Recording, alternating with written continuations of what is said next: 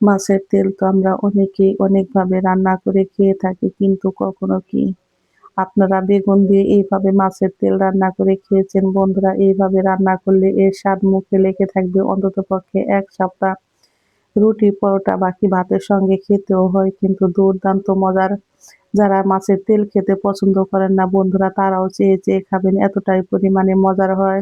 ঘরে থাকা মাত্র ২ টি উপকরণ দিয়েই কিন্তু এই দুর্দান্ত মজাদার মাছের তেল রান্না করা হয়ে যায়। আজকে আমাদের বাজার থেকে একটা কাতলা মাছ এনেছে। মাছের পেটে থেকে কিন্তু খুব সুন্দর একটা তেল বের হয়েছে, আর সেই তেলটা দিয়েই কিন্তু আমি রান্না করব। মাছের তেলে কিন্তু কোনো ময়লা নেই, শুধু একটা ময়লা আছে। এই ময়লাটাই কিন্তু আমি বেছে পরিষ্কার করে নিয়ে ফেলে দিব। আর আছে এই রক্ত, এই রক্তের দলাটুকুও কিন্তু আমি এইভাবে ফেলে দেব। তেলটা দেখতে পাচ্ছেন একদম ফ্রেশ, আর আমি কিন্তু পিত্তর থলিটা আগেই ফেলে দিয়েছি। পিত্তর থলিটা আগেই ফেলে দিলে কিন্তু তেলটা একদম ফ্রেশ থাকে আর একটুও তিতো হয় না। এখন ছুরির সাহায্যে কিন্তু আমি টুকরো টুকরো করে কেটে নিব। মাছের তেল আমি জানি আপনারা সকলেই কম বেশি রান্না করতে পারেন। আপনারা আপনাদের মতো খুব ভালো রান্না করেন। কিন্তু আজকে আমি যেভাবে রান্না করে দেখাবো বন্ধুরা, এইভাবে খেলে মুখে লেগে থাকবে অন্ততপক্ষে ১ সপ্তাহ।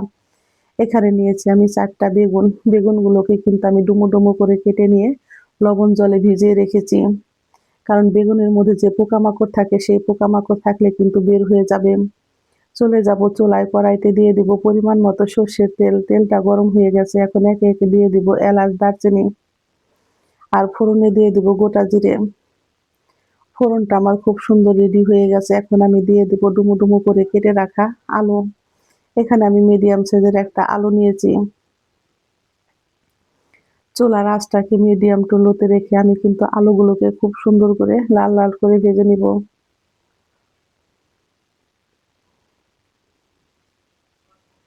আলুগুলো আমি খুব সুন্দর করে ভেজে নিয়েছি। এখন আমি এর মধ্যে দিয়ে দিব বন্ধুরা পেঁয়াজ। এখানে কিন্তু আমি ২ রকমের পেঁয়াজ নিয়েছি। একটা কুচি করে আমি কেটে দিয়েছি, আর একটা কিন্তু পাপড়ির মতো দিয়েছি, আর কিছুটা দিয়েছি আমি কাঁচা লঙ্কা। ঝালটা আপনারা আপনাদের পছন্দ অনুযায়ী খাবেন, কে কিরকম ঝাল খেতে পছন্দ করেন। আর পেঁয়াজটা কিন্তু ২ রকম ভাবে দিলে খেতে কিন্তু একটু বেশি মজার হয়। এইভাবে মাছের তেল রান্না করলে বন্ধুরা আমাদের পরিবারের সকলেই কিন্তু অনেক মজা করে খায়। আর এই তেলটা রান্না করে আমি যাকেই খাওয়াইছি সেই কিন্তু অনেক প্রশংসা করে, এতটাই পরিমাণে মজার হয়। এখন আমি দিয়ে দেব কেটে ধুয়ে রাখা সেই বেগুনগুলো। বেগুনগুলো দিয়ে কিন্তু আমি চুলার আঁচটাকে একটু বাড়িয়ে দেব। বাড়িয়ে দিয়ে কিন্তু এগুলোকে আমি বেশ ভালো করে ভেজে নিব।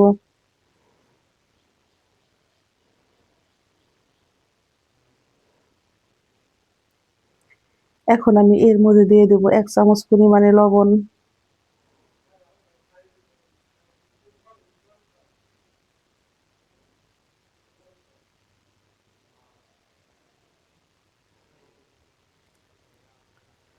লবণটা দিয়ে কিন্তু আমি আবারও বেশ ভালো করে ভেজে নিব, যাতে নাকি আলু আর বেগুনটা খুব সুন্দর করে ভালো করে ভাজা হয়। এখন দিয়ে দেব অল্প পরিমাণে জল।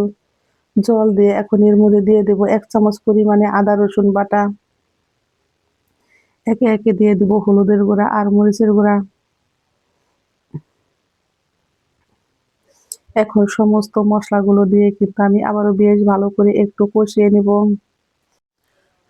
বেগুন, আলু আমি মসলার সঙ্গে কিন্তু বেশ ভালো করে কষিয়ে নিব। আর এইভাবে বেগুন, আলু মসলার সঙ্গে বেশ ভালো করে কষাতে হয়, যাতে কোনো কাঁচা গন্ধ না থাকে। আমি কিন্তু বেগুন, আলু দিয়ে বেশ ভালো করে এইভাবে একটু ঢাকনা দিয়ে ঢেকে ঢেকে কষিয়ে নিয়েছি। এখন আমি এর মধ্যে দিয়ে দেব আবারও খুবই অল্প পরিমাণে একটু জল। আমার আলুটা কিন্তু বন্ধুরা নরম হয়ে গেছে।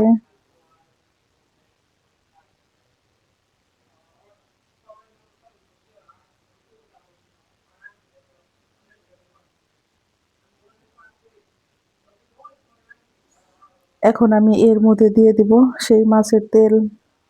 তেলটা দিয়ে কিন্তু আমি আবারও সবজির সঙ্গে বেশ ভালো করে একটু কষিয়ে নেব।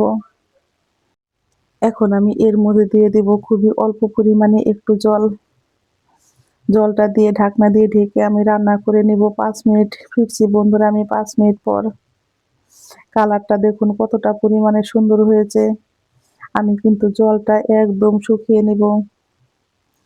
এইভাবে আপনারা যদি মাছের তেল রান্না করেন বন্ধুরা, তাহলে কিন্তু একটুও গন্ধ লাগবে না, আর খেতেও হয় কিন্তু দুর্দান্ত মজার।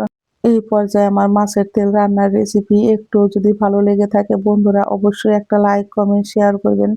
নতুন বন্ধু হলে এই চ্যানেলটিকে একটা সাবস্ক্রাইব করবেন। রান্নাটা কিন্তু আমার একদম রেডি হয়ে গেছে। নামানোর আগে দিয়ে দেব খুবই অল্প পরিমাণে একটু চিনি, স্বাদটাকে ব্যালেন্স রাখার জন্য। আপনারা যদি চিনিটা পছন্দ না করেন তাহলে কিন্তু স্কিপ করতে পারেন। রান্নাটা কিন্তু আমার একদম রেডি হয়ে গেছে, দেখতেই পারছেন। সবজির থেকে কিন্তু তেল উঠে এসেছে। আর এইভাবে যখন দেখবেন সবজির থেকে তেল উঠে আসে তখনই বুঝতে পারবেন রান্নাটা একদম পারফেক্ট ভাবে রেডি হয়ে গেছে। আমার সবজিগুলোও কিন্তু খুব সুন্দর সিদ্ধ হয়ে গেছে।